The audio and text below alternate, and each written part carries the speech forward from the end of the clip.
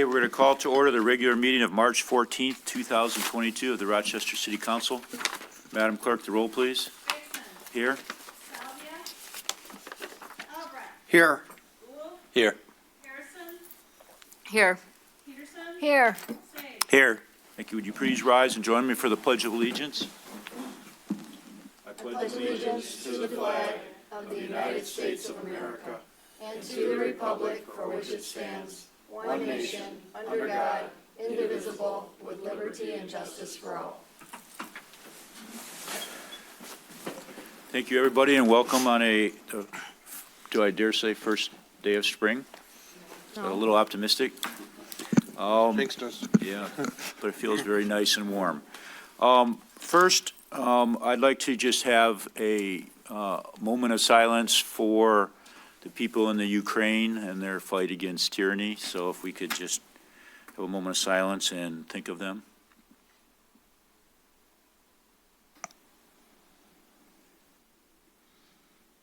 Thank you. First, on to public comment, scheduled, non-scheduled presentation. Before we take public comment, first we have a resolution to recognize Melissa Ford for the 40 and Under 40 Award. So Melissa, we know you're under 40, right? Actually, I am 40 now. Oh, okay. So I'd just like to, and for people who don't know, Melissa is the head of the Paint Creek Trail Committee, that trail that a lot of us use and bike and enjoy. So I'll just read this very quickly.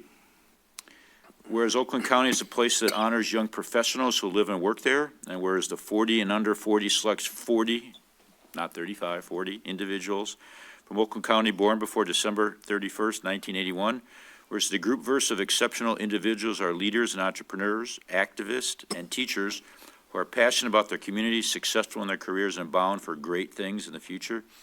And whereas these individuals embody the Oakland Together message that blends talent, skill, excellence with the commitment to public service, and now therefore the Rochester City Council does hereby recognize Melissa Ford as the recipient of the 40 and Under 40 Award and her achievements and contributions as trail manager to the Paint Creek Trailway Commission. So, Melissa, congratulations and welcome, and come on up and.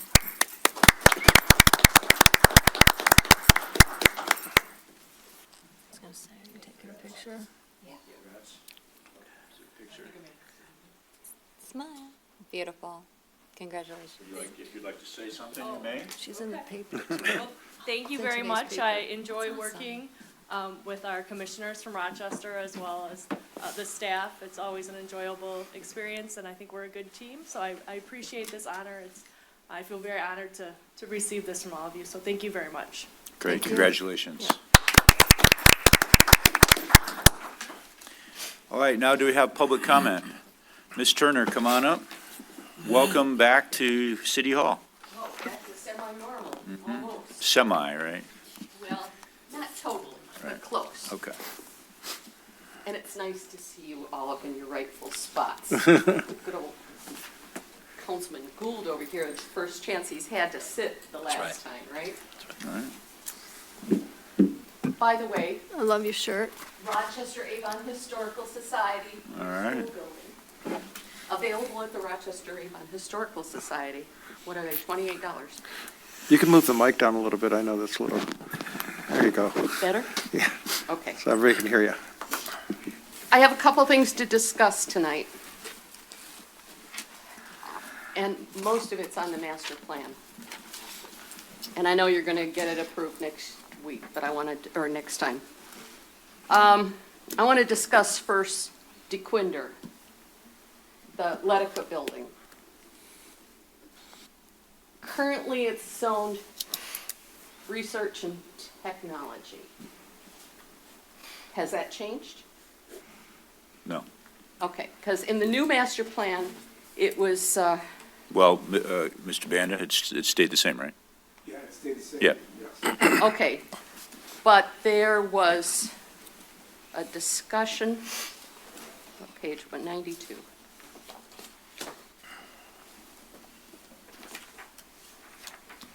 What's wrong with the packet? I have the first edition and then the next edition. There are a lot of additions. I know. We feel your pain. Well, it says future land use is quasi-public, Yep. but it's currently zoned research and technology. Yep. So technically, before the Board of Ed can move in there, shouldn't it be rezoned? I don't think so. Why? I think doesn't that fit into, Mr. Banda, would you like to come on up? Let's stay up here. So, future land use has nothing to do with zoning, Jake, so I'll talk about. So, if the future land use, we know it's brought by the school board, we put the future land use to match the use, but that's allowed. Nick, further. So so the future land use map is just a tool about what the use would be. So for quasi-public is what you put schools in, so that would line up with what the school board would be using the building for, but the underlying zoning can stay the same. They're allowed to have an office building and research park.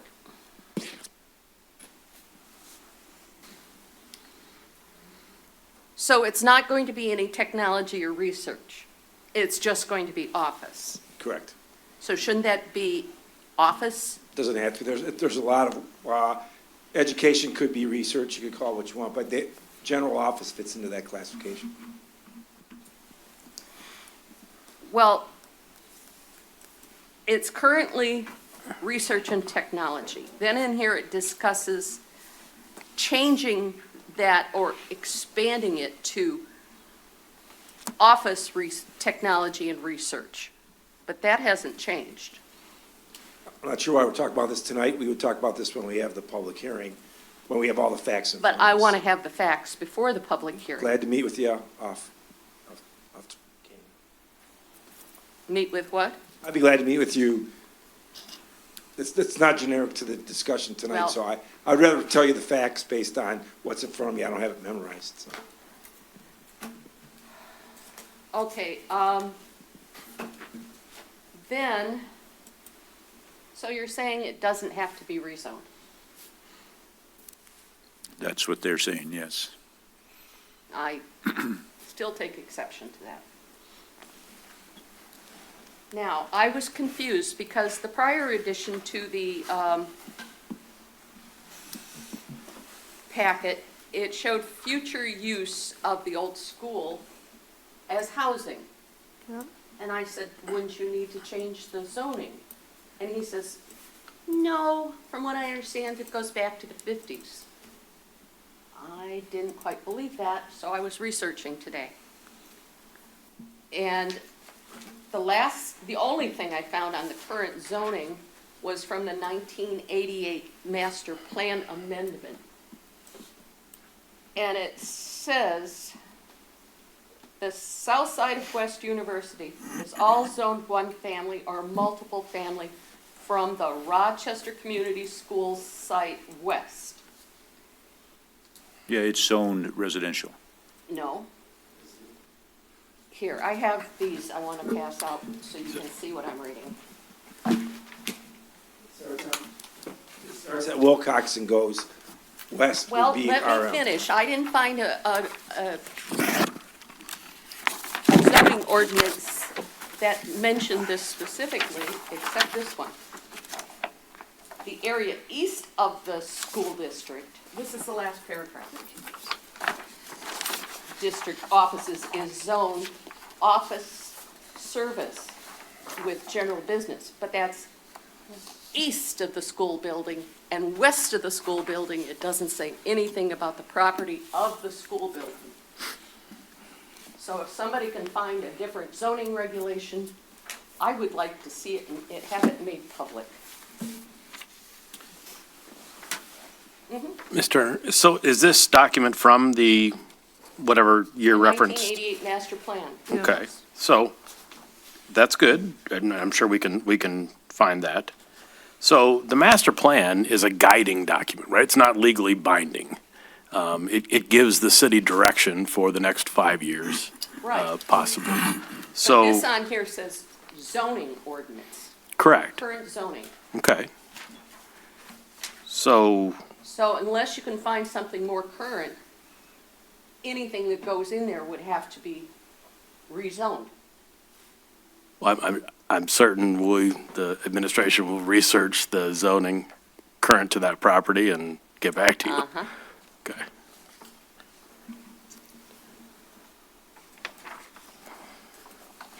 Now, a while back, I think it was with the previous version of this, it said future use housing, and I tried to go back to find out how come that was already zoned. So I looked at the maps, and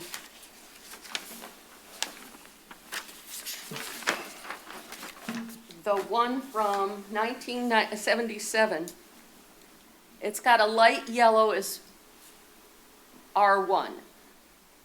Well, I want you to know the cemetery is zoned R1, and so is the school in 1977. But there's very few other locations that are R1, according to this map. So if there's been any confusion, I think it might have been this. You don't really care anymore, do you? Well, we don't have this. We don't know.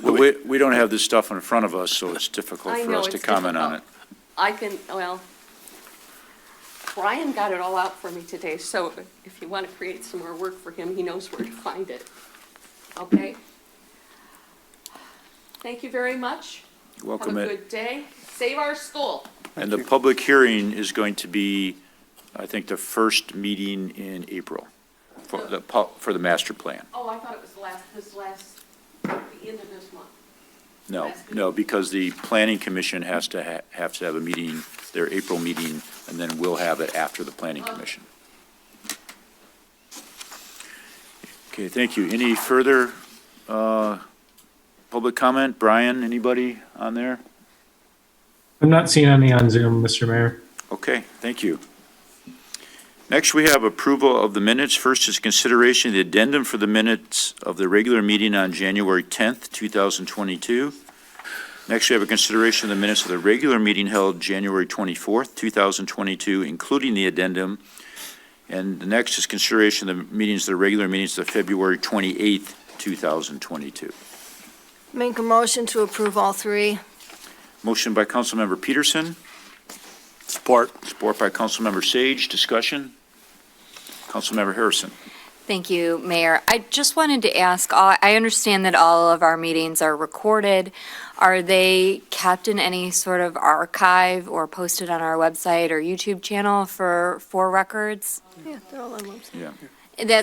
That was my understanding. I was reading over the Roberts Rules of Conduct for these meetings, and I think that the verbatim meeting notes, just a note might be a little excessive for the purpose of meeting minutes.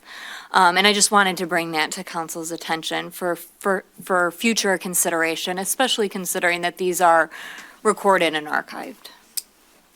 Very good. If I may- Councilmember Peterson? Yeah, if I may. And also, I do feel that now that technology has changed, normally the minutes only should only have what has been motions to be recorded for history. Okay. Madam Clerk, the roll, please. Dixon, Yes. Albrecht, Yes. Gould, Yes. Harrison, Yes. Peterson. Yes. Sage. Yes. Thank you. Thank you. Next, we have approval of the consent agenda. It's a rather lengthy one tonight. First is a consideration of a special event application from the Knights of Columbus to hold their Tootsie Roll fundraiser on April 8th through 10th on Main Street. Item B is a consideration of a special event application from the Motor City Dance Company to hold the Celtic Legacy Dance Performance on May 14th in the band shell. Next is consideration of a special event application from the Brooksea Way to hold the Brooksea Way Spring 5K on May 21st in the Municipal Park and Downtown Riverwalk. Next is consideration of a special event application from the Rochester Lions Club to hold the annual Rockin' Rods event on August 14th on Walnut Street. Next is consideration of a special event application from the OPC to hold the Walk for Meals on Wheels on June 4th on the Clinton River Trail. Next is consideration of a special event application from the PSD to hold Movies in the Moonlight in the Farmers Market Lot on Saturday, July 16th to August 3rd. Next is consideration of the special event application from St. John Lutheran Church to hold their annual Praise in the Park on Sunday, August 28th in the Municipal Park in Banshell.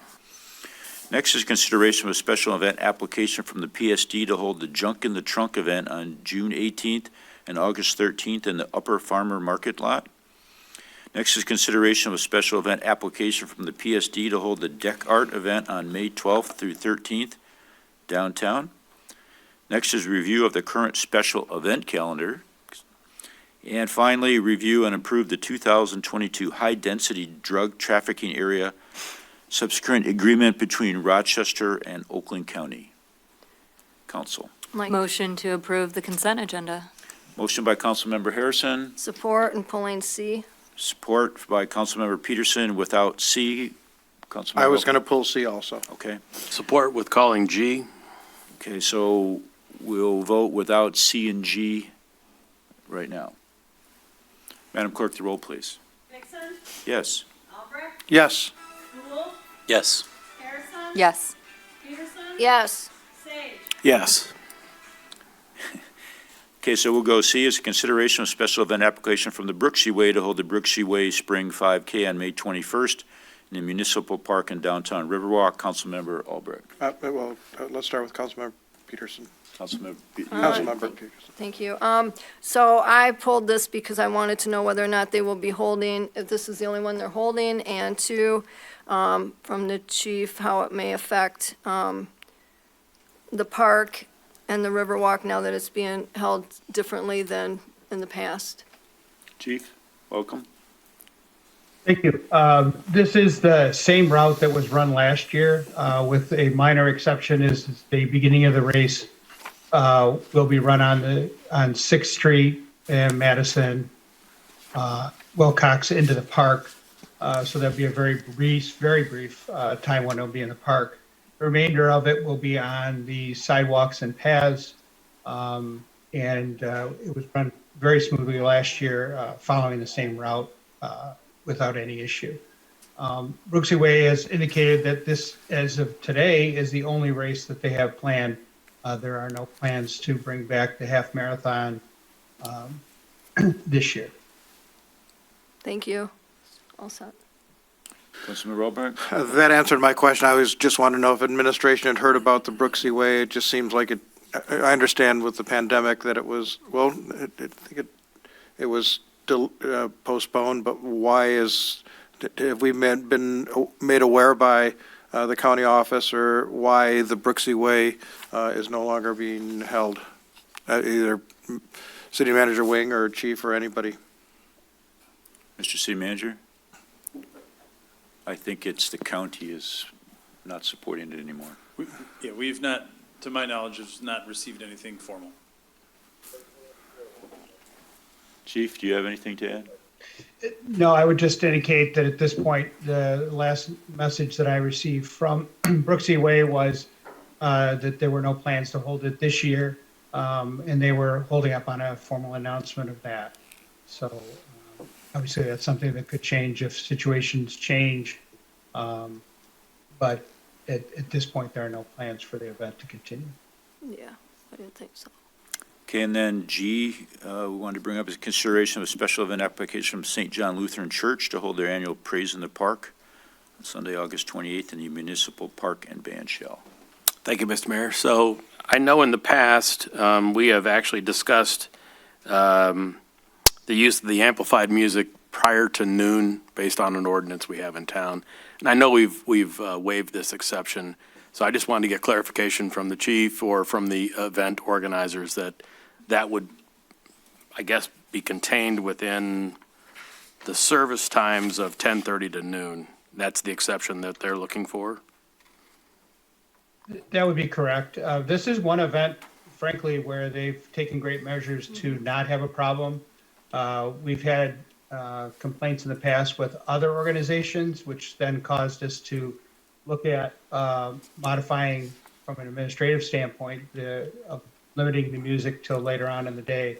However, this group has taken measures to carefully engineer their sound, if you will, so that we have not had issues with this group in particular. and they have been in the park on this weekend for quite some time. Very good. I'm good. Madam Clerk, do we need a separate motion now? You could combine C and E if you want to, but we do need another motion. Okay, so is there a motion to approve C and G So moved. of the consent agenda? Motion by Councilmember Peterson, Support. support by Councilmember Sage. Madam Clerk, the roll, please. Nixon, Yes. Albrecht, Yes. Wolf, Yes. Harrison, Yes. Peterson. Yes. Sage. Yes. Thank you. There are no old business or table items tonight. There are no public hearings for legislative deliberation. It's a consideration of the ordinance amendment, section 20-261 and 20-262 regarding residential lighting. First reading and introduction. Mr. City Attorney? Yes, thank you. At the direction of City Council, we took the proposed or the possible language for the amendment to Chapter 20, Environment, to add a lighting control, and that would be Section 20-261 and 20-262. This has not changed since it was in your manager packet probably, I guess, a week and a half ago. For the audience, the ordinance amendment would reiterate that single-family residences, the lighting from those cannot exceed the 1-foot candle, which is also currently in the zoning ordinance. It also requires directing away or shielding of exterior light fixtures that exceed 100 watts or the LED equivalent, also for spotlights and floodlights in single-family properties. Subsection C provides for the replacement, I call them triggers, and that's, it mirrors what's in the zoning code for non-residential. Subsection D provides that this is enforcement is resident complaint initiated, not city code enforcement initiated. And finally, I thought it was important to put in for clarity that what the violation notice procedure is. This will be treated as any other type of code violation with a standard notice from the fire department and then an opportunity to comply, and then follow-ups as it does today. And finally, there are exceptions, which are very similar to the exceptions in the zoning code as they're listed there. So I know City Council has looked and discussed this several times, but if there's other questions, we could certainly look into them. Otherwise, if City Council wishes to proceed with the version that it was presented previously, the best action would be to move this ordinance amendment for first reading and introduction. Very good. Councilmember Sage. Thank you, Mr. Mayor. So one clarification, one comment and then one question. So the comment being the initial draft of this was to reduce it down to half a foot candle power, but the decision was made collectively here to maintain consistency with Ordinance 2306, light and illumination on commercial and multifamily properties. So That's correct. I know we agreed to that. So also in December, we had talked about some verbiage, specifically spotlights or floodlights on single-family residential properties must be equipped with motion sensing capabilities such that said lights will not be activated due to motion. Offset property must automatically shut off not more than X minutes after motion has ceased and will not be continuously illuminated. So I'm looking for some guidance from my colleagues. Why, during our deliberation then, why did we remove that? Councilmember Peterson. I brought it up originally, and then it was, if I recall, I had stated, well, if we have it to where there was no need for it, so that's why it was to be taken off. There was no need to it. If we're gonna have shielded lights and that already, then that had nothing to do with it, because the motion wouldn't have mattered. It would have come off and it would have been shielded. Right. Correct? That's correct. Yeah. Okay. It was felt it was captured by the other parts that said for floodlights and spotlights, it had to be shielded or directed away. Okay, thank you. Councilmember Harrison. Thank you. I had the same question the last time we discussed this ordinance, and I'm hopeful that maybe that one of the chiefs can remind me, how are residents expected to measure candle lights, and what support can they get in or expect in being in compliance? So for a normal resident, it'll be very difficult for them to do that. We'll operate on a complaint basis, and we do have the technology at the fire department to be able to do the sampling and show the resident as to what the results are. Thank you.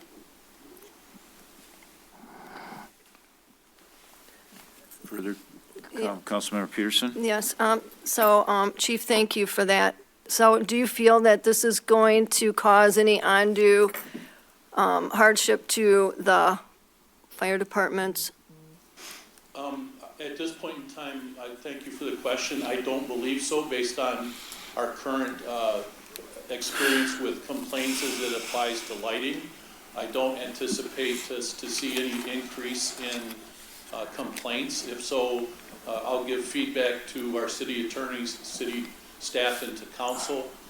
If it continues at the current pace of complaints, we should be able to handle it during normal course of business. Okay. And follow up for the city attorney then. So in the event that it is claimed that there's an issue, right, and it's caused from a neighboring property, would that then end up being a civil matter? Yes, so what would happen is if there was a complaint about a particular light, the fire department would go take a look at it, and if it deemed it to be not in compliance with this language, then it would give a notice to that, to the property owner that has the light, and goes through that normal process of waiting for a time to either contact the fire department or just to simply correct it. And if at the end of that time it's not done, knowing the fire department as I do, they will have a follow-up discussion with that property owner. And then if there's just not compliance after that, it depends on whether or not this is, he would give the discussion on the sunset provision, the 6 months, or if it falls under the language we have that it can be easily remedied without major issue, then, and they still doesn't happen, then the next step would be to issue a ticket that would have to be addressed in the district court. Okay, so do you anticipate any backlash if we put this ordinance into effect from residents, with this lighting ordinance being something that's totally new? And how can we truly let the public know that this is, to where they really understand, in case somebody does complain and they don't know? I mean, how are we going to transition letting people understand the new ordinance? That's a great question. I certainly don't know the backlash, although if the fire department, we've had several conversations over the years about the extent of the amount of complaints, and assuming that number doesn't increase, I wouldn't think, because it is complaint driven, and the city just doesn't simply get many separate complaints. But I would suggest, like other ordinances that city council has done, is it would be a good place to put it in maybe a newsletter, kind of a rollout. And I know that when we do have newer legislation on the books, that when violations are noted, that the fire department does work quite well with your residents and helping them understand what's required, what's not required, and assisting with ideas on how to become compliant. So from that perspective, if someone gets a complaint or notice from the fire department that there's a light violation, that will be the initial litmus test. How will they respond? And I think that I don't know how good or bad the response will be, but this is the process that city wants to put forward, like the non-residential light. I mean, it's any time you put legislation that says what you can and can't do, there's that possibility. The experience with the multiple family was quite positive, in that they were quite helpful in restoring it. In fact, even before the legislation was passed. And so we would hope that the residents would respond in a similar fashion. Okay, and if I may, one more. So the city manager, so could the city administration, at the time when people bring in property transfer forms, et cetera, to the community when they're purchasing a new home, do we have any sort of new welcome packet or anything that has a list, and then could it actually just be on the website as well? I mean, easy to find that new, changing ordinance changes that would affect you type of title on the website as well, to where they know to see the list of them, and then they can go to read more about it. We do have a new resident packet. I could see maybe updating or having a little insert of the newer things that are there. I'd say all of our ordinances, quite honestly, are important, but we do highlight, again, in our newsletters, things that are the more commonly written up things, blight and trees and some other things, so we can definitely add this.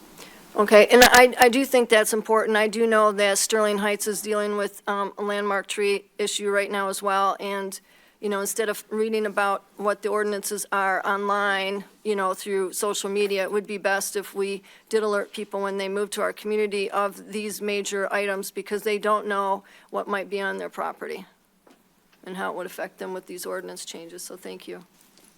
Mr. Mayor, and Fire Chief makes a good point, is that, just because there may be a complaint, doesn't always mean that there's a violation. Correct. And so sometimes it's an education piece for the person who's making the complaint, saying, well, this is the standard that is now on the books, and this is how we determine yes or no, that it's in violation or it's not in violation. So, in this case, just because you can see a light doesn't mean that it's necessarily going to be a violation. So I think there's an opportunity for an education on both ends as well. Well, and thank you for that. I wanted to just make it clear that the city will be very proactive. So if someone is moving to our community, buys a home, starts renovating it or whatever, they're going to know, and that's not renovating to where they have to go before the planning commission or the administration for anything, but changing out lights and making it their own to update it or whatever, that they would at least have a guide knowing what they should and shouldn't do. Thank you. Councilmember Gould? Yeah, thank you. I'm kind of following up on Councilmember Peterson. Is there a way that we could kind of watch this effect, whether it be in our packet, not necessarily a formal report from the chief or anything? X numbers of calls last month, X number of them were found to be baseless, and 3 tickets were issued, something, just so we can see where the needle is moving on this, and if we need to adjust it before anything would go over the edge. We certainly can go ahead and do that, and actually, what I've been kind of taking a look at is, earlier, Councilperson Selby had brought up about rental inspections, and I think it's something that we could go ahead and provide council a little bit more information. An example is we registered some 300 rental properties this year. Out of those 300, we had 33 properties that the people failed to register, which were owned by 11 different owners, which we then had to ticket. When we start taking a look at sidewalk violations and snow and all of those things, those all are very time consuming to go ahead and manage, and I think it would be easy to go ahead and put together kind of a regular little report that we can send to you on that. Thank you. I'm not anticipating us seeing a huge influx of issues with lighting. We've not really seen that up until this point in time. We've had a few issues in some of the interfaces between our residential and commercial area, 1 or 2 in the residential area. I'm not anticipating a huge increase in it, and as our attorney mentioned, the main thing is education, and just because you can see a light out your window doesn't necessarily mean it's not in compliance. So it will clearly be, to Councilperson Peterson's point, an educational process that we'll need to share with our citizens. Thanks. Council, do we have a motion? I'll make a motion to proceed with this ordinance amendment, to move the ordinance amendment for first reading and introduction.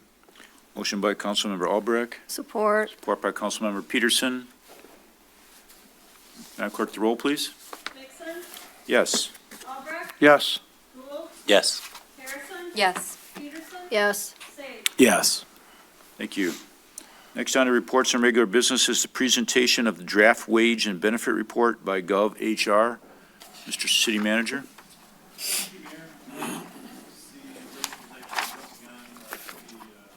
The representative from GovHR providing the presentation this evening.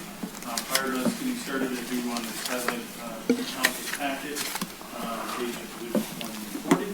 I did provide a brief background, so I just want to read a few points into the record. So the city has not, I guess, last had a professional wage study done in late 2013, commonly known as the Notman Report. And then in 2021, in the fall, the city hired GovHR to complete a wage and benefit study. This is a little unique, or a little different, because last time it was just wages, this is now wages and benefits.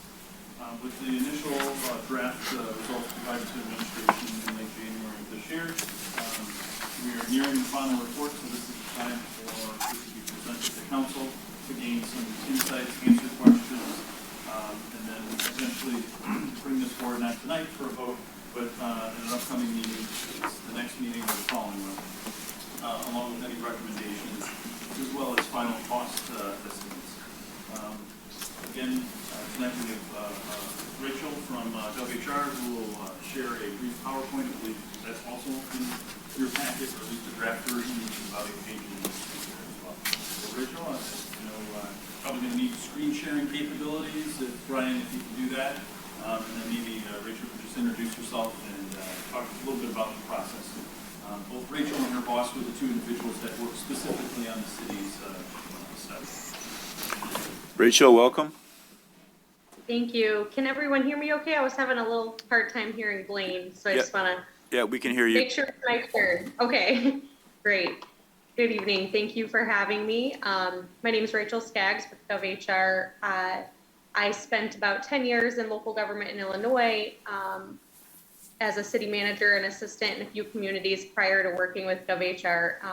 My primary focus with GovHR is classification and compensation studies, so happy to be presenting to you tonight on the draft for the city of Rochester. And I just have a really brief presentation. I know you all have a copy of the report, and so I'll kind of go through my presentation and then happy to answer any questions or dive into anything that you would like me to review. Okay, so one of the first components that we always do when putting together a compensation study is really determining comparable communities. So the first thing that we did is we used these 8 criteria to determine what communities are most comparable to Rochester. So we looked at population, assessed valuation, total general government expenditures, state shared revenue, property tax revenue, total wages, long-term debt, and proximity. And then the closer a community was to matching Rochester's, the more points they received. And then we, totaled all of that up, and ultimately there were communities that received 70 or more points were determined to be the most comparable. So here's the list of those communities here. And then the ones that have an asterisk next to them responded to the survey that we sent out. Then the second part of the study is sending out a survey to collect salary and benefit data from those comparable communities. So we define each position in the survey to make sure that we're gathering accurate data, because sometimes positions might not have the same title from community to community, but might have similar job duties or functions. So we briefly define each position, and then all of the data that we get back from the communities, we review that and make sure that it's appropriate for the position. So if it's not appropriate, there's 2 data sheets for a position. We still show all of the raw data, and then there's an edited sheet that shows anything that we edited. Salary ranges are the preferred method when we're gathering data. You'll see that some people just provide actual salaries when maybe they don't have ranges for a position. However, we prefer range data because then it doesn't really matter how long a person has been in the position or anything. It's just the range for that position. And then we collected data for both union and non-union positions, and that's shown in Appendix be in the draft report. However, the compensation plan that we put together is only for the non-union positions. And then it's important to note that salary data is the current market for the positions. So when we collected it, it was current as of then. Obviously, people give increases or cost of livings different times throughout the year. So it was current for when we collected the data. We also added some data points in from the Economic Research Institute, which really collects private and public sector data for the Rochester region for positions that they had on there, as well as information from Michigan Civil Service Commission for relevant positions as well. So after we kind of collected and analyzed all of that data, we calculated compensation rates at the 50th percentile of the salaries of the communities surveyed. And that is shown in table 1 on the report. And so the pay ranges and the proposed pay plans have also been calculated at the 50th percentile. And then the overall plan for non-union positions is comprised of 9 compensation grades or ranges. So grades 1 and 2 are the administrative and technical. Grades 3 and 4 are supervisors and advanced technical. Grades 5 through 8 are directors and senior managers. And then grade 9 is the city manager. So all grades are open ranges. Typically, we recommend open ranges because then it provides the community with the flexibility to give increases based on performance or merit. And then sometimes people prefer defined step increments, which we can also do too, but we typically recommend open ranges. So that's what we've done in this case. And then there's kind of 3 different proposed range spread options. And the range spread varies, you know, for each position, but we started off recommending a 35% range spread, and then we also show an option for a 30% or a 25% range spread. Having kind of a larger range spread really just provides the city with more flexibility in recruiting and retention, those kind of hard to fill positions. For grades 1 to 2, there's an 18.5 gradation. And what that means is from grade 1 to 2, it's 18.5% different. And that really is just to match the market. From grades 3 and 4, it's a 10% gradation. And then grades 5 through 8 have a 13.5% gradation. So again, from grade 5 to 6, 6 to 7, and so on. So when we talk about implementation, you know, the first thing would be determining which one of those range spreads you feel the most comfortable with. And then sometimes we get asked about people that are kind of at the bottom of the range, but they have a lot of years of service with the city. So our recommendation for that is that employees who are within 10% of the minimum and have a certain years of service should get an additional increase to make sure they're being paid at market within the new proposed range. So you'll see employees with more than 3 years of service and up to 5 should get a 1%. With more than 5 years and up to 10 should get a 2%. With more than 10 years and up to 15 should receive a 3%. And then with an employee with more than 15 years of service that falls within that bottom 10% of the new proposed ranges should receive a 4% increase. Continuing on kind of with implementation, our recommendation is always that anyone that is below the minimum should be brought up to the minimum of the pay range as soon as possible. Anyone who is within the current range for their classification could be slotted into the new pay plan at their current compensation. And then this last one doesn't apply to anyone, but if it did, we would recommend that anyone who is above the maximum of the range should be held at their rate without a reduction in pay until the range increases to the employee's level. But again, that doesn't apply in this case. Another part of the survey when we surveyed those communities was looking at benefits. And benefits can vary drastically from community to community, so we kind of just try to combine them and consolidate them and look at them together. So we looked at health insurance, dental, vision, and life insurance, retiree insurance, retirement options, holiday days, personal days, sick days, vacation days, and then max compensation accrual.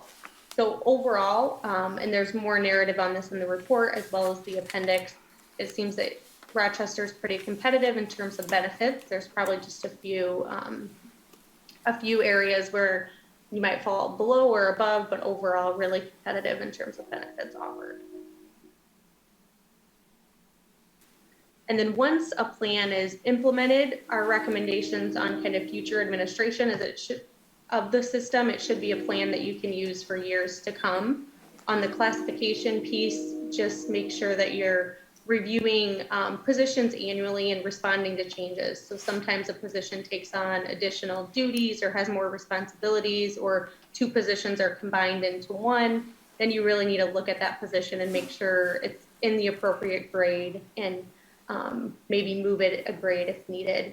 So you can create, adjust, or abolish positions as needed within the plan. And then on the compensation end, we would recommend that you survey communities and see what their cost of living or what their increases are for any year, and adjust your ranges annually by an average of that. You could also look at CPI as well, but just make sure that you're adjusting your ranges to stay current with the market. And then again, if you did make any changes to what grades employees are in, consider pay adjustments for those employees where needed as well.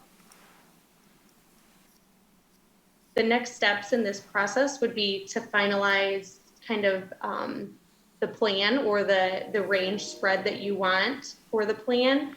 And then that will include what kind of the implementation costs are, because that's going to change depending on what range spread is chosen.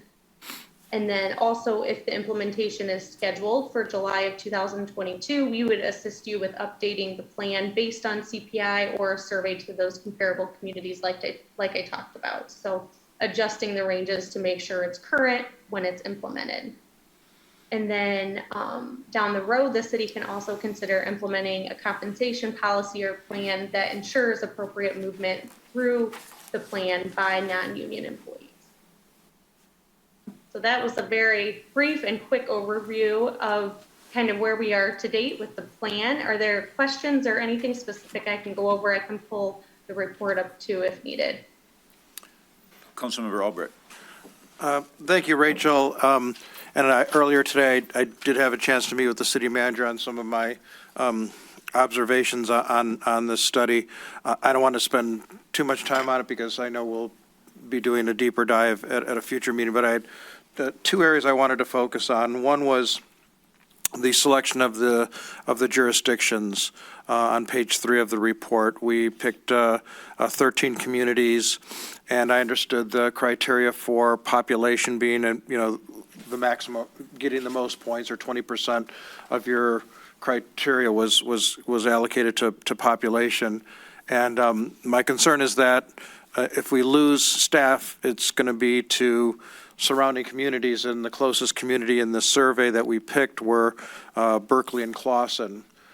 So I had asked City Manager Wing about other communities, and I understand Rochester Hills is comparing apples to oranges based on their population and how big they are.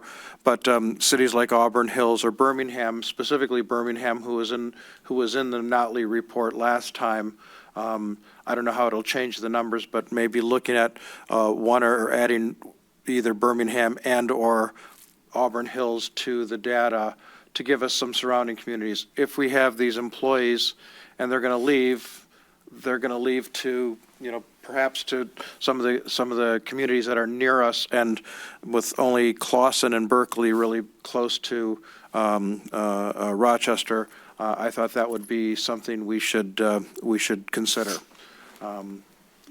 So that was item number 1.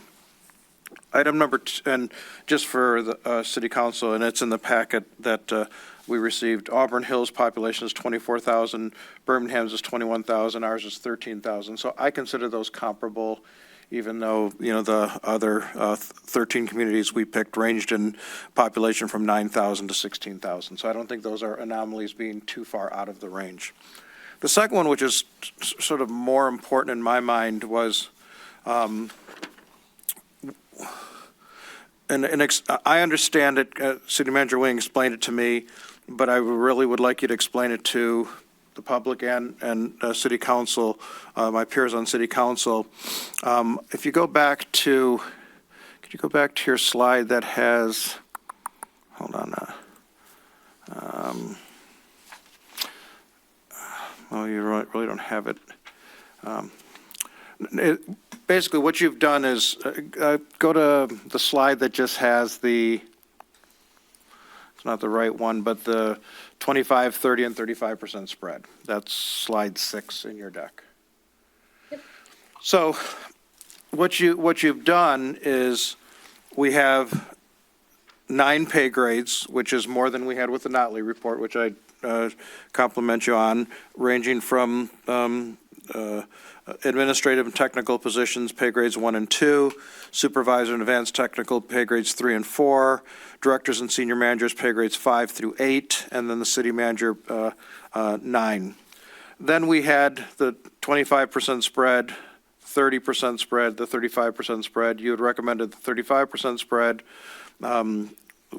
I think I'm focusing more on the 30% spread, though, again, it'll be up to, city council to approve that.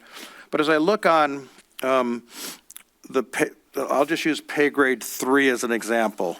In pay grade 3, you have a range. I'm using the 30% spread, which is not in your deck, but of 46,500 as the minimum to 60,450 as the maximum. So that's the spread. And that's how you did it with all of them, pay grades 1 through 9. I get that. But then when you go to the individual positions, for example, just to explain, every pay grade has multiple positions, and some positions may be doing different roles than other positions. So within that pay grade 3, or it's also in pay grade 6, there's multiple positions, pay grade 8, there's multiple positions, but just for pay grade 3, because there's 5 different positions, you have then data for those individual positions. So you might have a position in pay grade 3 that is lower than what you're recommending, the 46.5, and you may have positions in pay grade 3 that is higher than the minimum for pay grade 3. My discussion with City Manager Wing was that in your recommendations, you're taking any of those positions in that pay level to the minimum 46.5, whereas some positions may be above that minimum based on the market and what's going on, and your recommendation is still 46.5. And my argument is that perhaps those should be at the ranges should if we're gonna adjust, we have one bite at the apple. People's salaries don't go up on annual increases. A 1, 2, 3% increase does not move the needle. When you get data like this, very good data, thank you very much, it's our chance to make sure that all of our employees are adequately compensated. So my feeling is that I was told that the reason we're going with the 46.5, again, I'm using pay grade 3 as a minimum, is that we didn't have specific job descriptions for all the positions versus you were just looking at pay grade 3 positions, pay grade 4 positions, pay grade 5 positions. So can you explain that is why you're recommending bringing people to 46.5? Again, I'm just using that as an example. You can pick any pay grade here versus taking him or her to the maximum for the minimum for their position within a pay grade. Do you understand that? Yeah, good question. I'm happy to answer that. So we didn't do a classification study, but I'm comfortable with where all your classifications are. So for instance, in grade 3, all of those positions are in the same grade because although they might be in different departments and doing things, they're similar in terms of internal equity and what their job responsibilities and duties are. So when we develop a compensation plan, we look at the external market data for all positions in that grade. So for instance, in grade 3, all that market data is not the same, but we take an average of that. So an average of all the market data for that position to come up with the proposed compensation range. So that's how that proposed range is developed. However, in some instances, say there was one position where the market data was a lot higher than what's being proposed. That would need to be an internal, kind of city discussion. Is this position still in grade 3 or should it be in a different grade based on, you need to look at duties and responsibilities and technology use and supervision and, kind of a lot of different factors play into what grade each position should be in. But when we're developing a pay range for a specific grade, we look at all of the market data for all the positions in that grade, take it as an average, and then try to match it as closely as we can to the market. And that's, and you explained it very well, and that's what I've done in the private world. I'm in the public world now.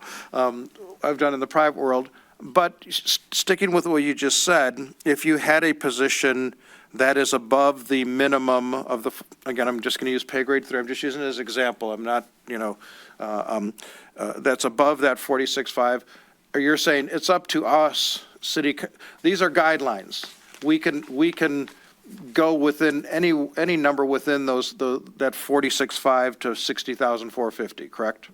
Yeah, we would never say take someone back to the minimum of that pay range. If they're currently being paid within that, they should stay where they are. No, I'm talking about somebody who's below a minimum, and now the minimum you're recommending is 46.5, but the position is 47.5. So my argument would be take them to 47.5 instead of 46.5.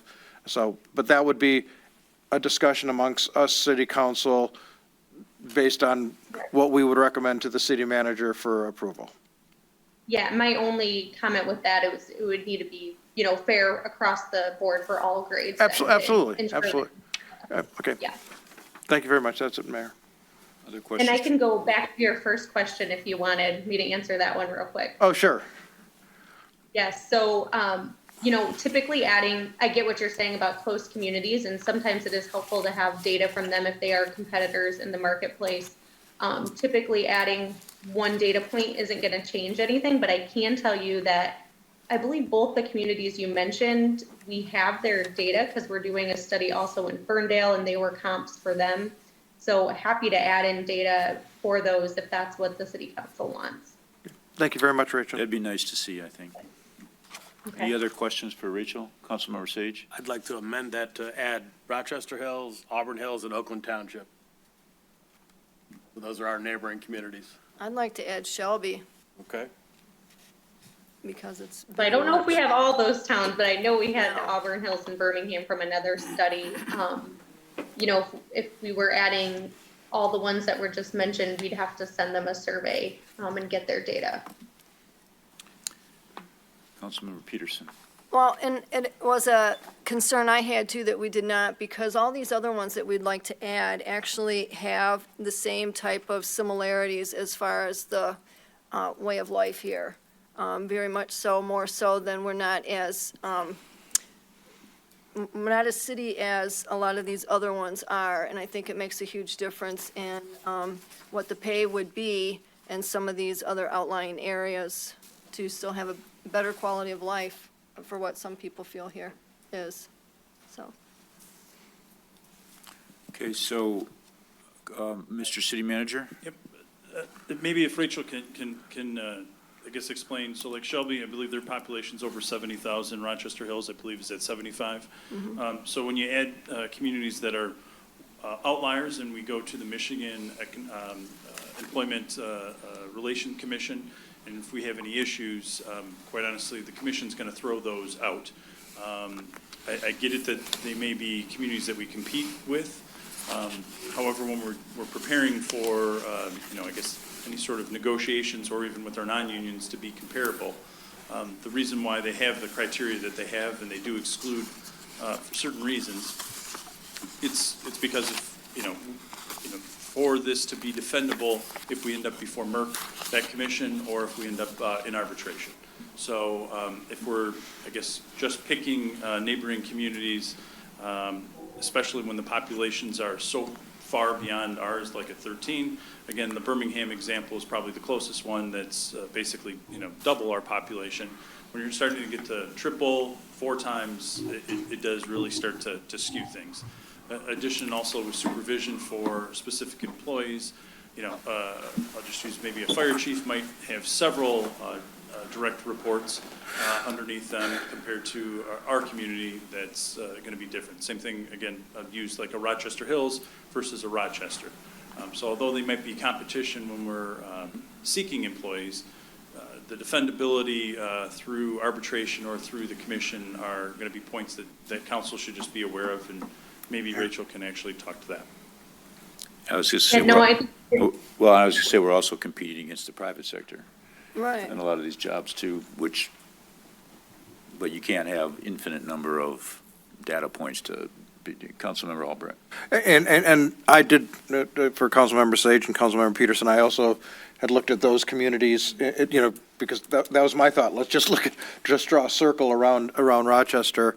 And I would agree with City Manager Wing, probably including them's not going to work as well as if we were to include Auburn Hills, which is 24,000 versus our population of 13, and Birmingham, which is 21,000 and our population of 13. I think those stay in keeps our data, I guess, defensible, for sake of a better term. So I just wanted to offer that up. It's still your call if you want to make that request. And then also, we're not deciding anything tonight. We're Right. just discussing. Councilmember Peterson. Yes, thank you. So, no, and I understand that, taking it to that, not wanting to go there. However, I do think it's very important that we do understand what our neighboring communities are, because Shelby might have that many people, but Utica does not. And it's like right there, and just to have an idea, to make sure we aren't going to lose people to go outside of here. But, that's up to full council for that discussion. I would like to see other jurisdictions, especially because we have stated, I can't count how many times, we always refer to Birmingham, always, for almost everything that we have done here. So I'd like to see at least where we are with them. And the other thing is the job descriptions, though. I think that is something that we need to work on here internally in the administration side to really lay out. We combined a lot of positions, and I think that we're missing out on the way they're categorized, whether or not we are getting the right people for the right pays. And that's something I know we haven't had a big look at in a long time, and I think we should. Councilmember Albrecht. Just to respond to Councilmember Peterson, and I'm looking at their data, Utica has a population of 5,000, so that may work against us being such a smaller community. But again, I would defer to City Manager Wing and Rachel if how this, if we've talked about Auburn Hills and Birmingham. I don't know if adding Utica with population that's almost a third of ours, would that be relevant, Rachel, or would that probably work against us? So I think we just wouldn't have as much data because they probably don't have as many positions. Typically in a smaller community, there's not going to be as many positions in the community that's double the size. So going bigger would probably be better than going lesser population.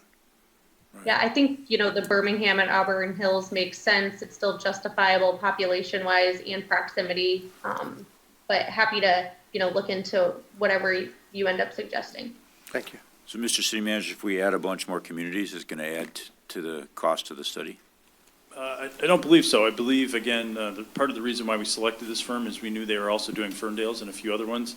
And I do believe they have both Arbor Hills and Birmingham. So they'd basically add those data points in, update the results, and then we, share that with council.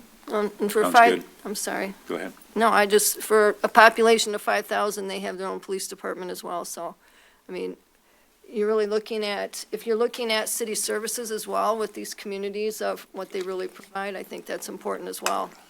Was whether or not they're shared services or if they are independent. Councilmember Sage. Thank you, Mr. Mayor. And I wanted to expand on Councilmember Albrecht's reference to grade 3.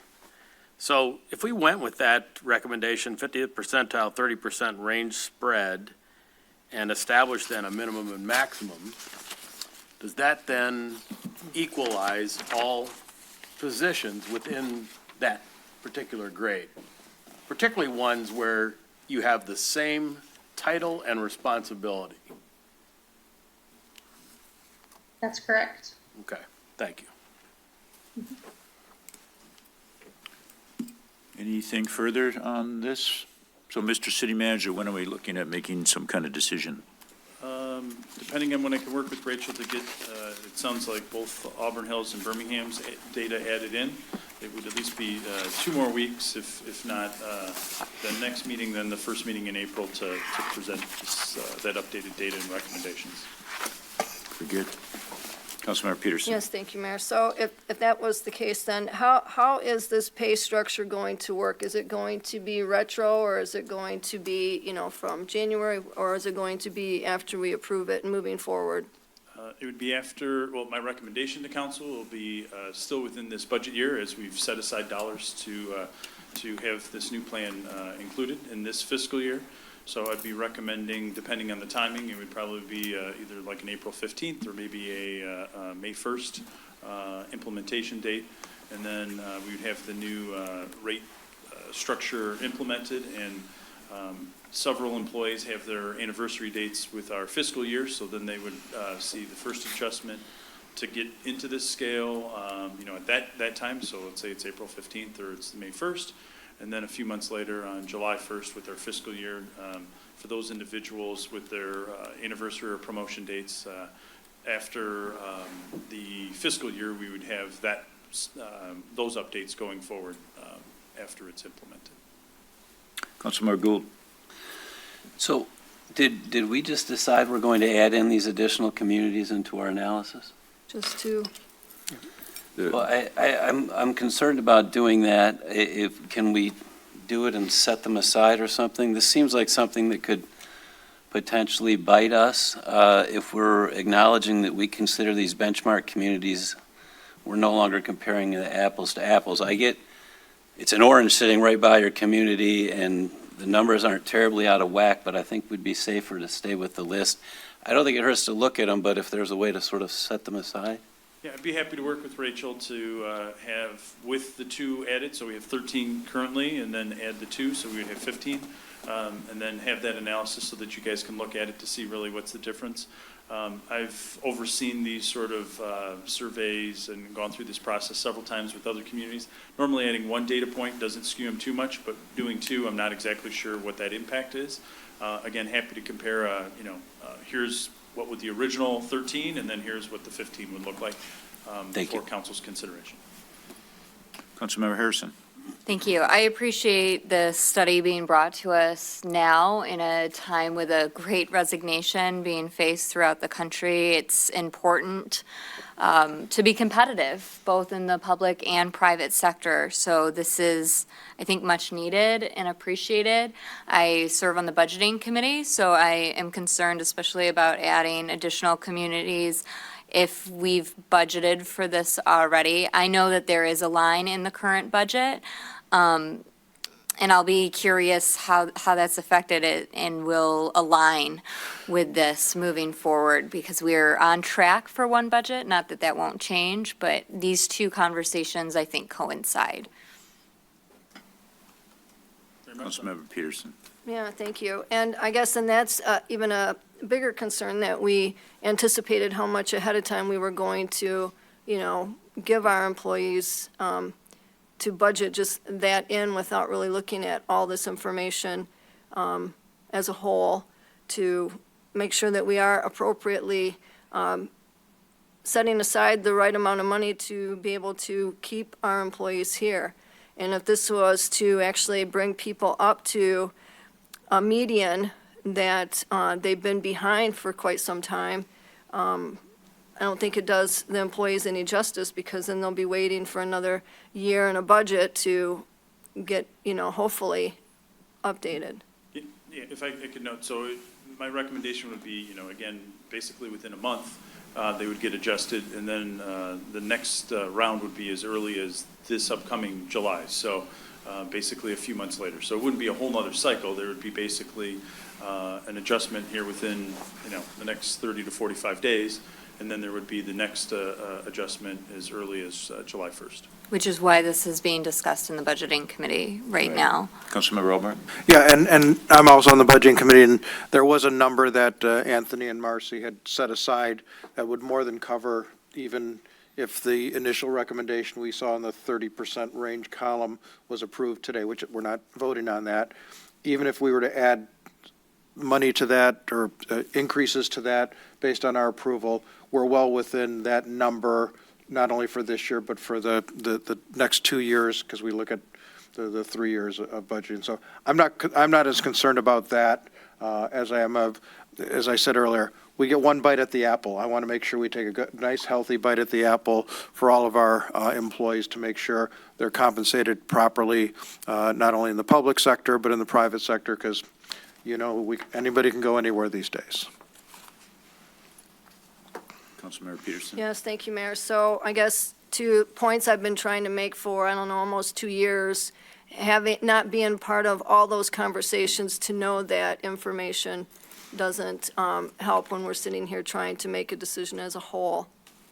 So I'm thankful that some people are sitting on those committees, but it would be nice that we all would be participating in those initial discussions that you have personally with the city manager. Again, Mr. City Manager. I would open up. I'm happy to meet with any council member, as, you know, Mark took advantage of that opportunity. I'm happy to meet with anybody at any time to go over and spend, you know, time on this particular topic or any other. As I still maintain my HR senior credentials, the reason why when we went through this budgeting process, we have 18 non-union positions. It wasn't too difficult to actually see what the market adjustment is and to set aside what a potential maximum could be. Again, that's how we were able to come within a certain range. And again, we do a 3-year budget projection, so extrapolating that for the next 3 years is fairly reasonable. Again, we don't have, I guess, until we have this decided, I don't know what those next 3 years would be, but we have a range. And as we go, you know, forward, that would be presented to all of council. Very good. So we will have further debate on this subject. Good, need it. Okay, next is a request for the purchase of one 2024 Freightliner truck. Mr. DPW Director Patrick, welcome to our meeting. It's nice to be here. Just real quickly, we came before, Public Works came before you last meeting asking for another truck of similar nature. The reason why we're asking for a second truck is this was originally scheduled for purchase next year, but due to the supply chain problems, we've been told that the soonest we can get it is within a year, with possibly up to 2 years. And the price from the point we asked to purchase, or we looked into purchasing the truck, the price has gone up approximately $35,000. So I've never seen it like this. We were trying to save the city money. We are asking to replace an existing truck that on our scale scored out as a 28, which is strongly considered replacement. It's again, as Councilman Sage says, it's a truck he used to represent the 2024 Freightliner 108 SD. We would purchase it under the co-op contract. It's used for all emergency situations, wood chipping, leaf collection, snow hauling and plowing, as well as salt spreading, the moving materials from the public works throughout the city. We will, once we have taken full possession of the new truck, we will be putting out for auction on the Michigan Mitten Network. And right now, the salvage value is expected to be $40,000. The Department of Public Works recommends the City Council approve this requested truck replacement for a total price of $249,027. That includes body, chassis, and all equipment. Very good, Councilmember Albrecht. You mentioned, thank you, Patrick, by the way, and you mentioned that this had gone up already 35,000, I think you said. So if we approve this, does this lock us in for any future price increases? It locks us in at the existing price of $249. They cannot charge us extra. And what was it a month ago? It was like, what, It was 210 or something? Well under, it was about 203. Okay, so it's gone up, okay. Okay, thank you. Councilmember Harrison. I have two questions about this. My first is if we get this in 2 years from now, and this could be applied to any purchase that we make as a city right now, is the technology still going to be relevant if we purchase now and it gets delivered in 2 years from now? I mean, things change so quickly. I'd worry that we're already purchasing an outdated product. We are told that this current shortage will continue at least for another year, year and a half. So we are very comfortable with the technology that's currently in process. If we were to wait till we were ready to, with new technology, they are not going to change the technology anytime soon because without parts, they're locked in. Okay. My second question can also apply to all vehicles. I think I'm going to be in support of this, but just to put this out there and to consider, prices are also at an all-time high right now, and we know that we go through periods of inflation, and we also go through periods of stagflation. I think we see it mostly in the housing market. I'm wondering if it applies to purchase, like vehicle purchases as well, because we are experiencing supply chain shortages, and because we are in a state of severe inflation. Is this anticipated to continue, or do we wait it out until prices go back down for these purchases? As similar to the real estate market, as Councilwoman Peterson can tell you, we believe with equipment we're reached a new price point, and that while these accelerated values will pretty much stay the same, the only thing we could look forward to, according to the dealers we've spoken to, are further increases in the coming years. So I would like to say I have a crystal ball and will know that won't occur, but I do know that these are vital equipment, pieces of equipment, and I really don't want to take a gamble with the city on hoping that the prices go down, because we're still then going to look at a 2-year lag time. Thank you. Councilmember Sage? To your question, I can affirm you being in both a combination of the steel and automotive industries. Some of the technology that we currently use is on that much of a backlog. Yeah. So we need to lock in now. It's not going to get any better. We can't wait for the inflationary. It would be better for us to take the course of action to purchase now, because it's not going to get better anytime soon. Motion to approve. All right. Just had one more comment. Motion by Councilmember Peterson. Is there support? Support. Support by Councilmember Albrecht. I was about to say Gould. No, I Albrecht. just had a question. I wanted to get one more question in before the motion was made. That's what had my hand up. So I just wanted to make it clear that we're approving the purchase, but we will not be paying for this until delivery of the truck. Exactly. Thank you. I So just wanted the public to hear that. Yep. Further discussion? I had Councilmember Gould? just a side question, thank you. Are we getting a little bit extra at auction for the truck we'll be turning in because of the same scenario that's raising the price of the new one? We have yet to receive a vehicle that we can trade in. In fact, I take that back. We just received one a few weeks ago. So once we clear title and clear insurance, will be our first foray into the auction. Thank you. I'm going to assume we're going to get a The top price. easy answer is yes. Yes. So we've been experiencing $5,000 to $10,000 more than pre-pandemic for the various vehicles. And there's been more individuals competing for the vehicles, especially if they have four-wheel drive. So just by having more people compete, the prices have continued to show up higher. It might not be specific to a public works vehicle, but some of our other vehicles that we've replaced. Thank you. Madam Clerk, the roll, please. Nixon, Yes. Albrecht, Yes. Gould, Yes. Harrison, Yes. Peterson, Yes. Sage. Yes.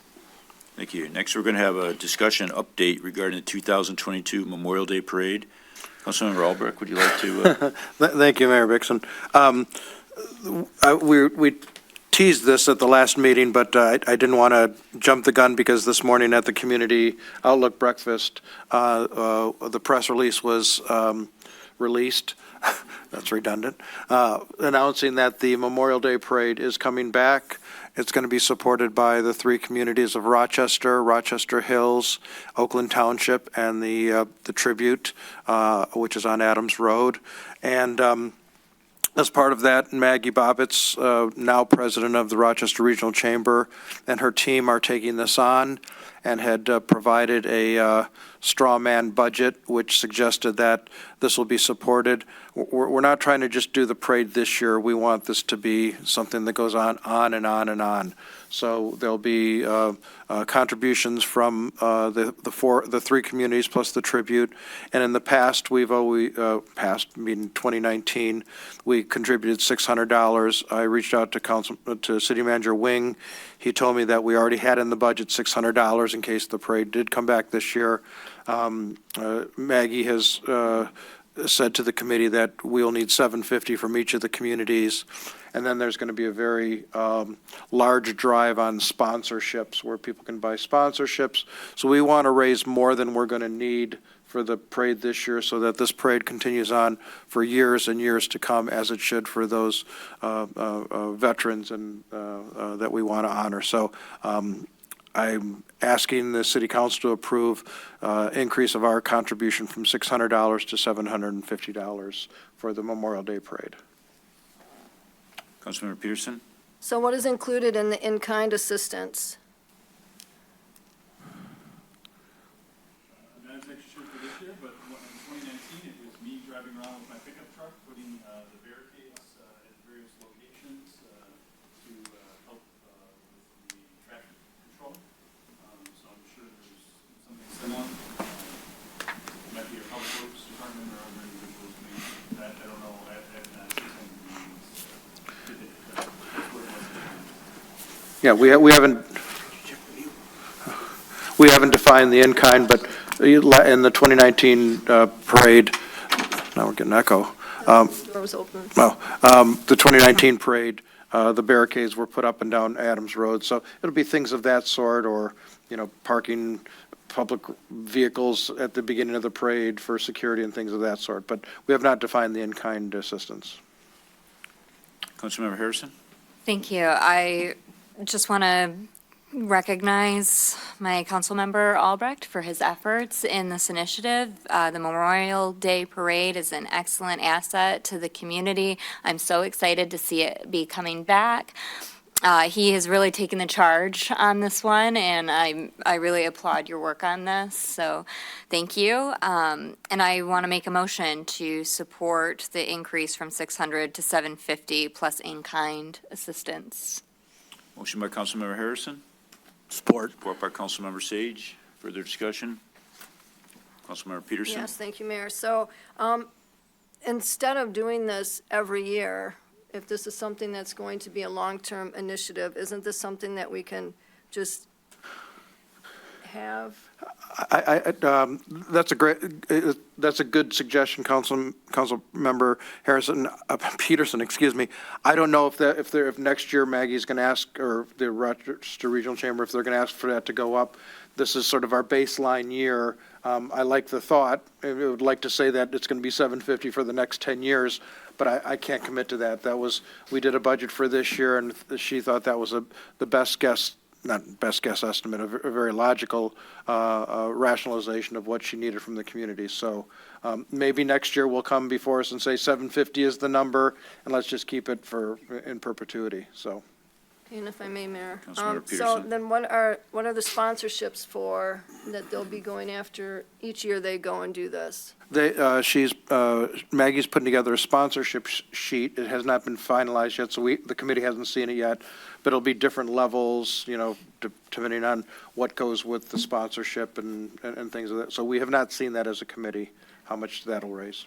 Okay, I guess, so there's a need for more financial assistance? Yes, the $750 would be $3,000 from the four groups, and the parade estimate, I didn't bring my folder with it, I think was between $5,000 and $6,000 annually. Okay, so how does this, just for administration then, how is this going to compare with what we do with the chamber putting on the Christmas parade? Because we charge them. So this event doesn't take place in Rochester, so the city won't have costs. But we have a cemetery here. Right, but the, Yep. So my understanding is the cemetery portion is separate. This is not like the parades, I guess, when it first started, where it was going from one cemetery, to another location. This is, the route, I believe, is the one that was used in 2019. And maybe Mark, you might want to. Rochester Adams, right? Yeah, Rochester Hills will still do their event at Veterans Point. We'll still do our event at Mount Avon Cemetery, which is in the email Mr. City Manager Wing put together. And then we'll all congregate at Adams High School around 11:30, march up Adams Road to the tribute, and then there'll be a ceremony there. And I only brought up the question because of the way it was presented with sponsorships and things like that. That's exactly what the Christmas parade does. So I wanted to make sure there's nothing that is going to change, that we need to, that we're approving just exactly what is here, and we'll be good with any in-kind assistance, even though we don't know what it is. Again, I don't know what the request will be for the in-kind assistance, but if it's not within my authority, or if it's above my authority, I'll make sure to bring it to council. Again, we had volunteers like myself that did it, and there was no extra charge. Well, then, Mayor, I'd like to have the motion amended, if they will, just to be a dollar amount, not knowing anything else. It is a dollar amount, so. No, just the dollar, but it was stated with plus in-kind assistance, so. I'm good with my motion. Do you I didn't second? support it. Oh, sorry. I made the motion. Yeah. Okay, so Councilmember Sage, do you want to? I'm good with the motion.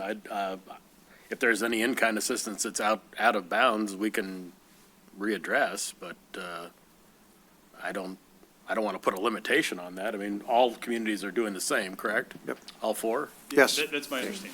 Yes. Okay. Okay, so the motion is to $750 with in-kind assistance. Madam Clerk, the roll, please. Dixon? Yes. Albrecht? Yes. Yes. Harrison? Yes. Peterson? Yes? Sage? Yes. Thank you. Now receive reports from the various boards and commissions. Receive a report from the Facilities Committee. Who wants to give that report? Ann, do you want to? No, I'm not going to. Okay. I didn't really participate. I just sat there, I just listened. Everyone else had all the answers, so I'll let them speak. Councilmember Albrecht? Yeah, we had a Facilities Committee meeting on March 9th. At that time, we had representatives from Public Works give an update on the community garden update. Jason Dickinson, who's been doing a lot of the work there, provided an update on the stone and foundation base of the community garden has been laid out. Then the next step in that would be, and Patrick, jump in if I've missed anything, would be putting in the soil that goes on top of that, at which point the preformed built gardens, and they've redesigned it so that we were able to add in 2 more disability garden plots there, would be added in. So that was the update on the community garden. We talked a little bit about the community house. Not a lot about it, just the fact that the estimates came in remarkably higher than what City Council had approved, but there was not any discussion on next steps with that. Fire Chief, if you want to come in here, we did also talk about a few different options for the training structure and the training facility for the fire personnel to be trained on battling fires, and then we schedule our next meeting for April 5th. Very good. Thank you. Just have a question, Councilmember Mayor, Peterson? for the administration or the city attorney. So regarding the community house and the current contract that we had with Wing Construction, so has that been finalized? Yes. Okay, so I read through the contract, and I did not see in there that there was to be anything, that actually read as, the RFP that we actually put out was for a full construct turnkey building.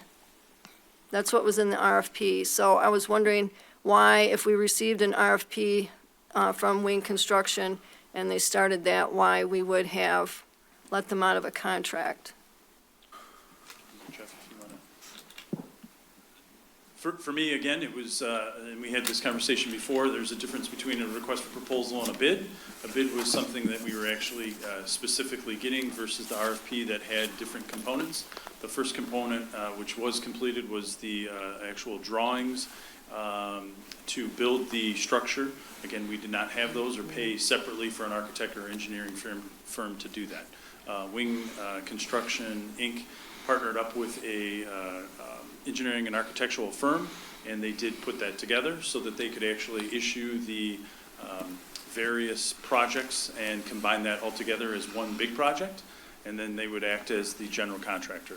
Once they issued their RFP for the various projects, from plumbing to roofing to carpentry and others, electrical and several others, the prices came back over what they had provided as an estimate to the city, and it was over the budget amount.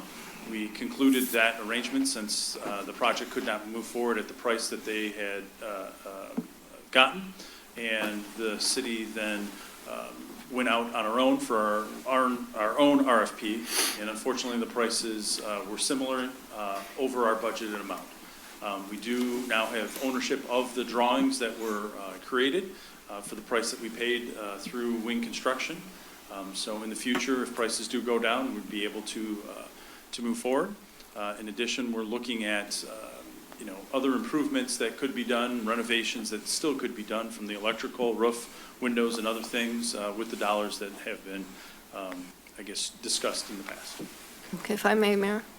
Councilmember Peterson? Yes, thank you. So then, why would we have sent out an RFP asking for that and selected somebody who did not meet that RFP criteria?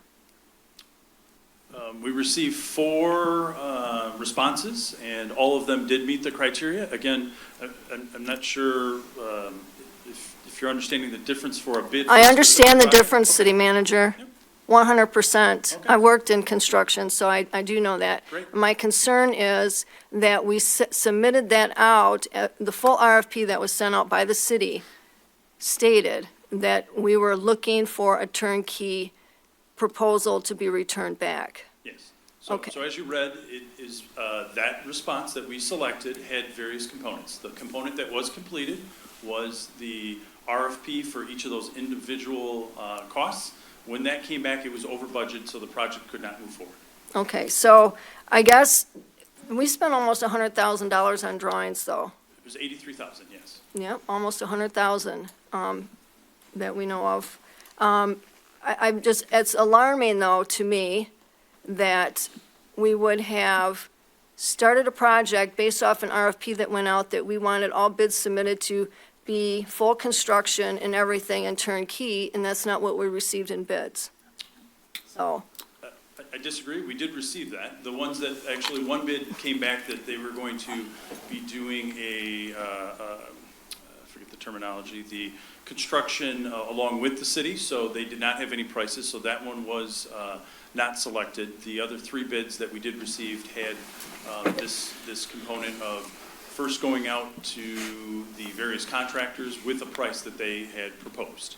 right, And but we that's went how it with was the, rewarded for that one vendor. The difference was between that vendor and another was, I believe, just between $2,000 or $3,000. okay, well, that's not exactly the paperwork that you submitted and sent to me regarding the review of those. It's exactly the No. paperwork that I submitted to you. No, Happy- because there happy were to show it 4 to you bids again. total. We had this conversation in the last meeting, so I don't know why we're doing it again. Because the public has a concern over what we did. And so I'm bringing it forward, just asking the questions, and I should be able to ask these questions. You can ask those questions. You asked the exact same question last time. You gave you the exact same answer. All right? Not exactly, Mayor. Okay. Anything further? Obviously, you don't want me to speak here either, so go ahead. No, that's fine. Okay. Go right ahead. Next, we receive a report from the Budget and Finance Committee. Councilmember Harrison. Thank you, Mayor. So we discussed, I think the biggest topic of conversation for this meeting was our fund balance policy review. We took a look at how expenditures are being allocated from our general fund. And this is something that we want to continue to and do review periodically, just to make sure that we're comfortable with the amounts and the level at which we keep our fund balance at. We are planning on creating a report to present to council with more detail. I believe that'll be on our next agenda or one coming up soon. So that's in the works currently, so please watch for that to come.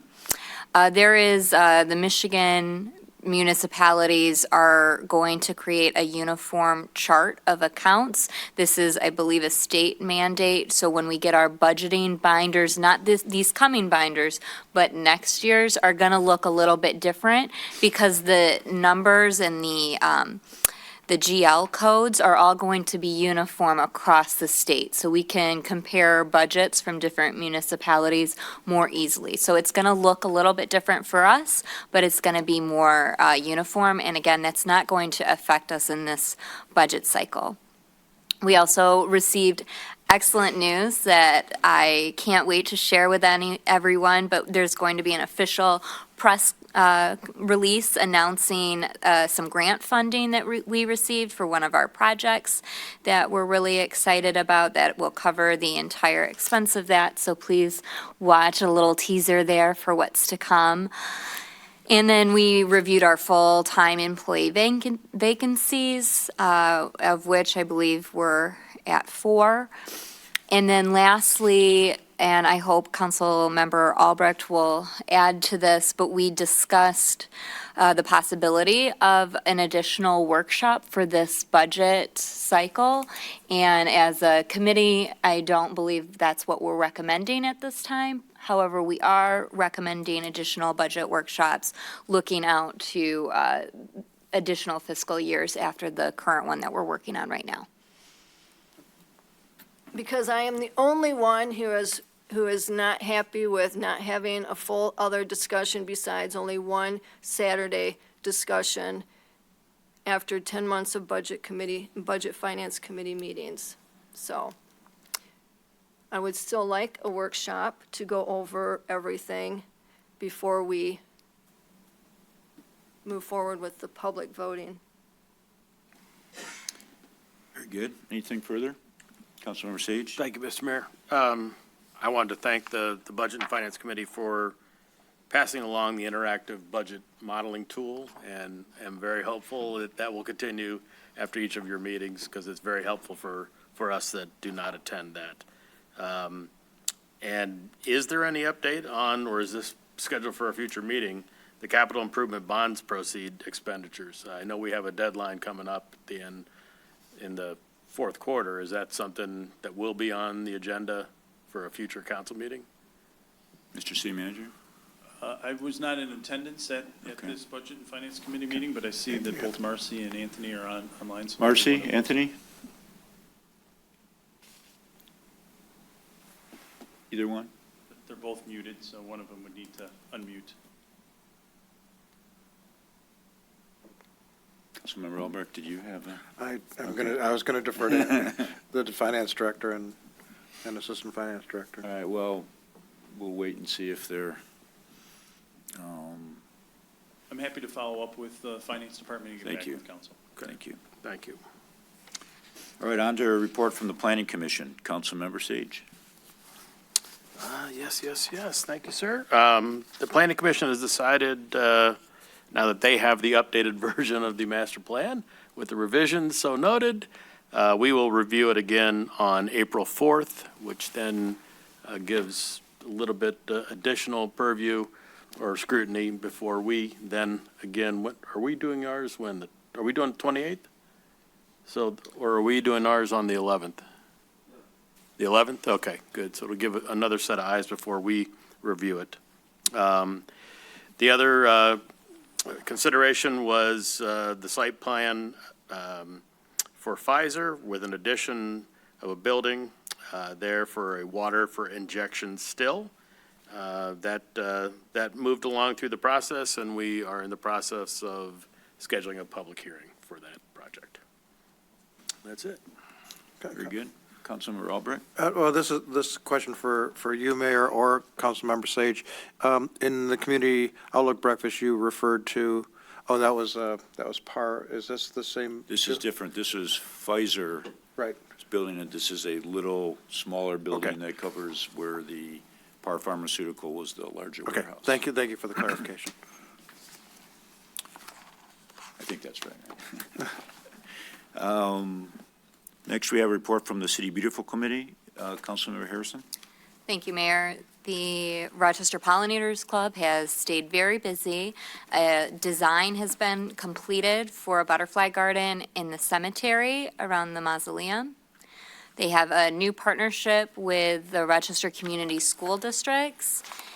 They are giving presentations all over the place, including at the Rochester Hills Public Library. We'll be at the Farmers Market June 11th and 18th selling native plants. And Mayor Bixson, we wanted to thank you for re-signing your commitment to the Mayor's Monarch Pledge.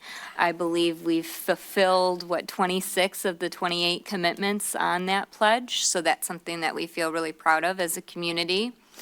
It's catching on across communities around the state, so Marilyn Trent, our chair of the Rochester Pollinators, is actually going to be speaking at the Southfield Public Library on Earth Day, sharing her, format for the Pollinators Club and what we've done in Rochester, because they hope to repeat it in Southfield. And I know that's been across the county, including at the county level. So she's doing great work there.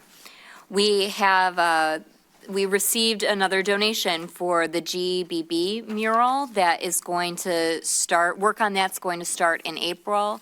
That's in the municipal park. There was a rendering I think I shared online for everyone to check out. And we're very grateful for that final donation to come in to pay for the remaining balance. We continue to discuss fundraising opportunities. We were throwing around some dates for another dog wash this summer. And we've also selected our next Good Neighbor Award, which will be formally announced at a future meeting. Great. Thank you. Any questions? Will say I was happy to sign the Monarch's Mayor's Butterfly Pledge. I will say that it almost seems like it took a advanced degree in computers to be able to make that happen, but we made it happen. Next, you see a report from the Tree Committee. Councilmember Albrecht. Thank you, Mayor. We just reviewed the Arbor Day resolution that had been approved by City Council previously, but when we approved it, we were not aware if we were going, we felt we would get the 8th year in a row as being recognized as a tree city, so we just acknowledged that our city clerk, Leanne O'Connor, did put the change in there. We then talked about plans for Arbor Day, and our resident forester and deputy city manager called an audible. Last year we had planted in the Mount Avon Cemetery, and we talked about as a committee perhaps going in the park. There's a large tree that is diseased that is going to come down, so we thought that with this tree coming down we'll put two ones up there. So Nick has the location in the park which we will meet. We will celebrate Arbor Day on April 29th. That morning, we will do the tree planting. We talked about that. We then followed up on what we updated the council on previously. The 2 plantings we're planning for 2022, the community garden, 24 to 30 sugar maples. Nick told us that he has worked with a great forester who's already earmarked trees for us. Also, we're looking for the Letica plantings. We're looking at 3 different kinds of trees to create some, variety up and down that side of the street. And he's working with a couple different nurseries on that. And finally, we saw the article that just showed up in my mailbox today in the Rochester newsletter with the beautiful cover on it.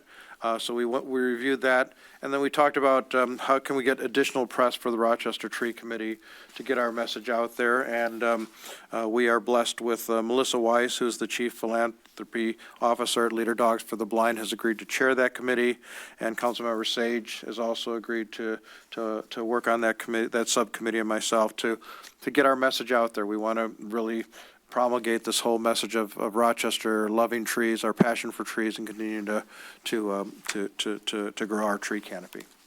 That's very good. Thank you. Next on to new business for referral and miscellaneous. Is there any further public comment tonight? Brian, doesn't look like anybody.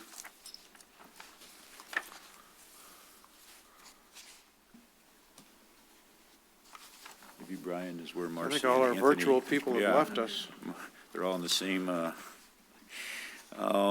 why we need to meet in person. yeah, next we need receipt of the check register and the city manager update. Mr. City Manager. Check register in your packet is for March 3rd, and the other ones for March will be in the upcoming upcoming agenda packet. I only have a few updates. As was noted, and I want to thank our new executive assistant, Laura Kavanaugh, for her hard work on the newly redesigned city newsletter. She did spend quite a bit of time and also worked with several of our interns to actually get that piece. And as was noted, it was printed and has been dropped off to the post office, so hopefully it was started to be delivered. It was supposed to be as of today, so hopefully it's hitting our doors. Next, I wanted to note that I've talked with the Public Works Department, and at our next meeting, we'll have an update regarding the opening of our tennis courts. So should have that information here shortly.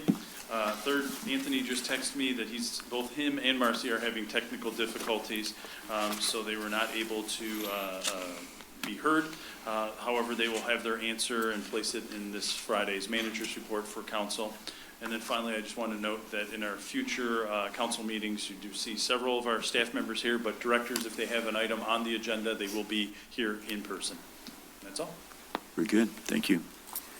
Ms., do you have a question? I did, Okay. if I may.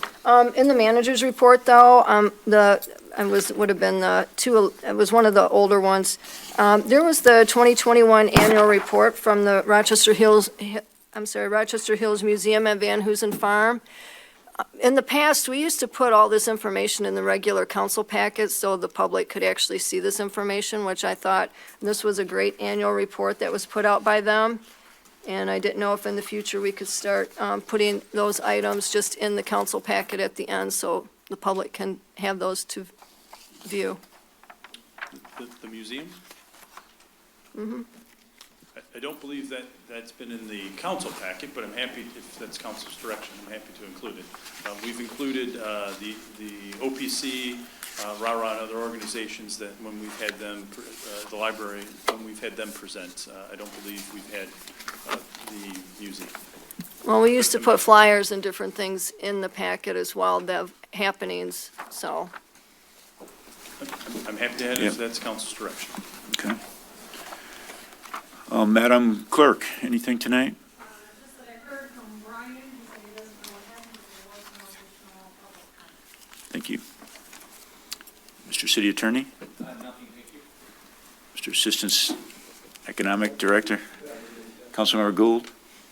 I would just thank Sarah Zawada for the lovely hand-knitted scarf, and the weather did turn foul enough for me to be able to wear it, so much appreciated. Thank you. Mr. Gould, you are now an official city council member. That's right. Councilmember Albrecht. I just wanted to, I was able to join the Chief of Police, City Manager Wing, Councilmember Harrison, and of course the mayor this morning at the Community Outlook breakfast, and it was great to be back together and City Attorney Crott was there also. I apologize, my fellow Spartan, I can't leave him out. It was great. It was a full house, great presentation, a little bit of humor in there, and I'll leave it at that. But thank you. Mayor Bixson, you did a great job, not only in the press conference, but also in your presentation and the answers to your questions. So it's good to be there. Thank you. Councilmember Sage? A couple things tonight. First was, last meeting, we talked about whether it was a conflict for the Historical Commission to also issue a resolution regarding the RCS building, and I don't think there was a problem there. I think we received that. Just want to make sure that administration received that, and whether we would go through, whether you'll publish it in the manager's report or on a meeting. Yeah, so I provided direction to the chairperson that the action needed to take place at the meeting, just getting Okay. from one member. So we're working to see, we would actually still receive that before the RFP deadline for the school district. So either the regular meeting or if a special meeting needed to be held. Just having the chairperson would only have the authority of like a proclamation versus having it from the whole committee. Okay. I'll pass that along. We do have a meeting prior to, but we would not then be able to register it at a public meeting until after the RFP. I guess that's, No, it would still, your regular scheduled meeting would still be 3 days before the. we can do it then? Yep, Okay. Yep. Okay, let me make a note of that. And I did send that information to the chair. Very good. And then just a final reminder, Founder's Day is the 20th, at 2 p.m. At the Calf Bar at the Rochester Museum at Van Heusen Farm. And the discussion will center around the Detroit United Railway. Bob Michalka, the author of the book, will be there signing copies. One thing I would ask from city administration, so we don't have the ability to sell books via credit card there, but would we have the opportunity to have like a sample receipt for, like if someone came up to the main counter, that we could give them and say, this is what we can, and maybe a commitment form that they could sign so that we could have them, direct them back to administration? I do believe we can actually process through a credit card. It might be using the Chambers device, but I think we figured out. At the event? Yeah, at the event. All right, I'll touch base with you tomorrow. Yeah, Great. happy to. Thank you. Councilmember Sage, tell them if they don't pay their bill, we'll send the police after them. Very good. Councilmember Harrison. I'd just like to echo Councilmember Albrecht in saying a job well done to our mayor. You represented Rochester very well today, and a job well done to the leadership in Oakland Township and Rochester Hills and RCS. It was a great event this morning. Good, thank you. Councilmember Peterson. Thank you, Mayor. So if we could get like a summary of the expenses so far for the community garden project, just so we have that. There's a lot of charges on the check register, so just to see where we're at so we don't end up going over budget. Also, I want to thank the Rochester Historical Society for having a full page in the newspaper over saving the local history of this Rochester Community Schools building. I thought that was a really nice thing that they did. Also, I am very concerned based on what's happening at the Rochester Community Schools Board of Education right now, especially with the new building, as it was stated in one of the last meetings that they had, that they are exceeding like almost over $12 million so far, and things that need to be taken care of in the new building. And I know we don't have control over them or anything like that, but to know that they gave us such a hard time over what we were going to publish with our resolution to them, and they seem to have quite a bit on their plate that they need to address so it doesn't affect us in our community based on their actions. And then also in the other manager's report, there was the volunteer news regarding the Clinton River watershed newsletter. That too would have been great information for the public, and the Founder's Day flyer would have been good in there too, so find other ways for them to get it. We do have a lot of people who are pulling up the packet, and I think that's, might be it. That is, oh no, the electric vehicle and the cost that I had asked about. Is that going to be continuously driven? I mean, I've gone by various days and take pictures to see where it's sitting. Because I don't, based on the statistics that were given, it really hasn't been driven that much since it was purchased and what we've paid so far. Yeah, I believe our inspector, building official is here on Tuesday, Wednesday, and Thursday. So those are the dates that I know for sure it's being used, as he's using that specific vehicle to go to the various sites. It's also a pool car, so I've used it and other individuals use it when it's not in use. Okay. I just think it was a very poor investment for the city, for what use it's receiving and what we're paying for it. Thank Happy you. to give a report versus the gas vehicle, it actually is a lower overall cost. So the vehicle that it replaced, it actually has a lower overall cost. Anything Whatever. further? No, not at all. Not real answers. Thank you. So I'd just like to thank everybody for coming to the chamber breakfast this morning. I thought it was a big success, and I want to thank Blaine, Nick, and Laura for their help with the press conference. I thought that was very professionally done, and I appreciate the support. And then we're going to a closed session, Mr. City Manager, for, are we going for union negotiations or just the other one? I believe just the lawsuit. And then without coming back I don't believe to? we're coming back out.